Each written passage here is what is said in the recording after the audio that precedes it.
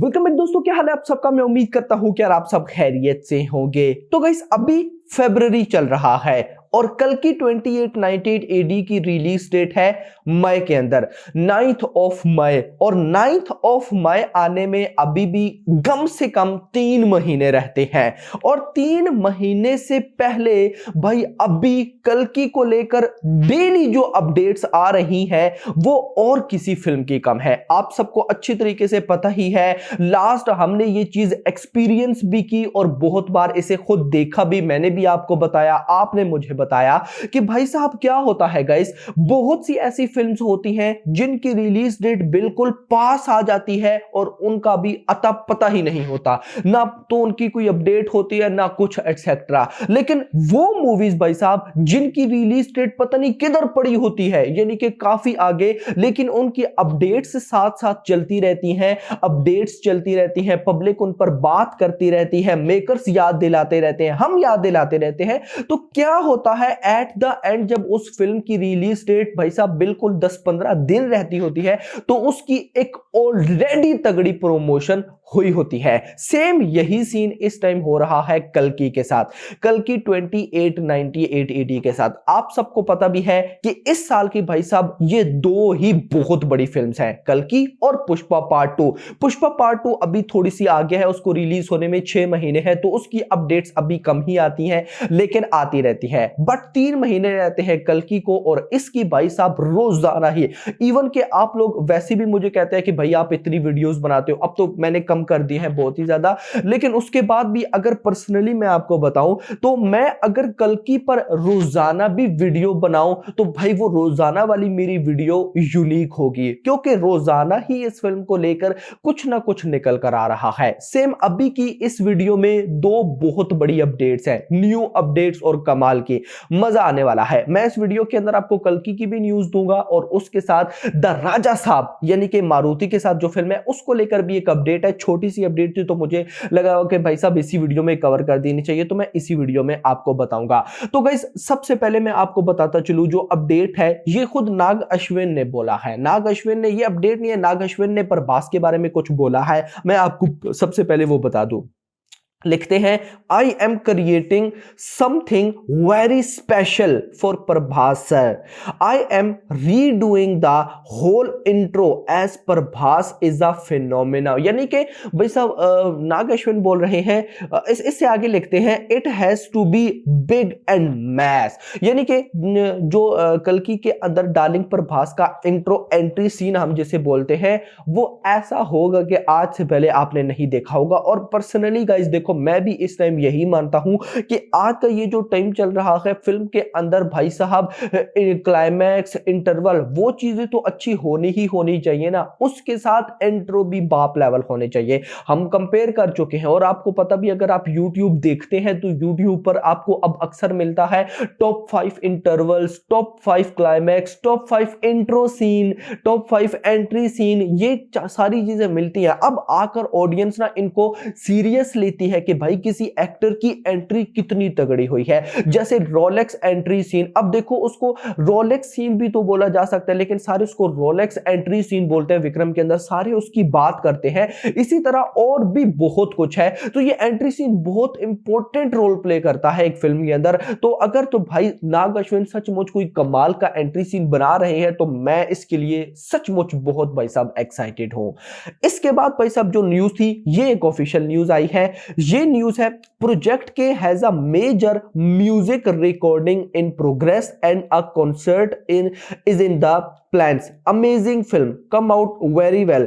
भाई साहब अब यहां पर सीन ये है, ऑफिशियल अपडेट ये है कि जो कल्कि के मेकर्स हैं वो आगे एक कॉन्सर्ट करने वाले हैं। उस कॉन्सर्ट के अंदर वो इस फिल्म का बीजीएम प्ले करेंगे। इस फिल्म का भी एक बीजीएम तो भाई साहब हम लोगों ने इसके टीजर ग्लिम्स में सुन रखा है। अब मेजर जो इस, आपको पता भी है हर फिल्म के अंदर बहुत सारे बीजीएम्स होते हैं लेकिन एक मेजर बीजीएम होता है, तो ये जो मेजर बीजीएम होगा वो इस कॉन्सर्ट में प्ले करेंगे। देखो यहां से आप लोग जस्ट बीजीएम को सोच रहे होंगे, लेकिन मैं देख पा रहा हूं कि मेकर्स किस तरह से भाई साहब प्रमोशन को प्लान्स कर रहे हैं, आगे वो कॉन्सर्ट करेंगे। इवन कि फिल्म का अभी 3 महीने रहते हैं, लेकिन फिर भी मेकर्स साथ साथ छोटी मोटी ऑफिशियल अपडेट्स करते रहते हैं, बताते रहते हैं कि भाई साहब हम भी हैं, हमारी एक बड़ी फिल्म आने वाली है। तो भाई साहब अच्छा ये बातें बाद में, लेकिन इसके बाद जो ऑफिशियल अपडेट है भाई साहब मैं आपको वो देता चलूं।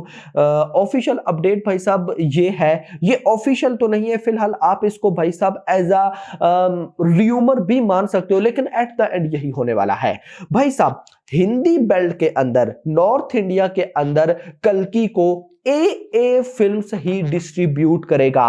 प्रभास की लास्ट फिल्म सालार को भी भाई साहब हिंदी बेल्ट के अंदर ए फिल्म्स ने डिस्ट्रीब्यूट किया था, और बाप लेवल डिस्ट्रीब्यूशन है इनकी। इवन की इंटरेस्टिंग चीज भाई साहब मैं आपको बताता चलूं, प्रेजेंटेड कौन करेगा? प्रेजेंटेड भाई साहब इस फिल्म को हिंदी बेल्ट के अंदर करेंगे करण जौहर। RRR फिल्म को हिंदी बेल्ट के अंदर भाई साहब प्रेजेंट किया था करण जौहर ने। अब देखो पर्सनली मैं मानता हूं प्रेजेंट करने से कुछ भी नहीं होता। यस, प्रेजेंट करने से भाई साहब कुछ भी नहीं होता, बस एक नाम जुड़ जाएगा कि करण जौहर प्रेजेंट कर रहे हैं। हाँ भाई साहब डिस्ट्रीब्यूशन बहुत मैटर करती है, और वो ए फिल्म्स के पास जाने वाली है। मैं आपको बता दूं इससे पहले भाई साहब बाहुबली 1, बाहुबली 2, 2.0, KGF 1, पुष्पा, KGF 2, इन सारों को ए फिल्म्स ने ही डिस्ट्रीब्यूट किया है। यानी कि साउथ की जितनी भी बड़ी फिल्म्स हैं उनको भाई साहब ए फिल्म्स ही हिंदी में डिस्ट्रीब्यूट कर रहा है। Baahubali 2, Baahubali 2.0, KGF 1, Pushpa, KGF 2, even के फिर एनिमल को भी डिस्ट्रीब्यूट किया था, सालार को भी डिस्ट्रीब्यूट किया था। तो ये एक बहुत इंपॉर्टेंट चीज है। Hope for the best A films को ही मिले, और मेकर्स भाई साहब डिस्ट्रीब्यूशंस को लेकर बहुत ज्यादा सीरियस है। इवन कि वो ओवरसीज में भी खुद डिस्ट्रीब्यूट करेंगे, कैसे जब डिटेल्स आएंगी तो जरूर बताऊंगा। इसके बाद जो नेक्स्ट अपडेट है वो है हीरोइन को लेकर। भाई साहब अभी जो अपडेट मिल रही है उसके अकॉर्डिंग मृणाल ठाकुर का भाई साहब कैमियो होने वाला है कल्कि के अंदर।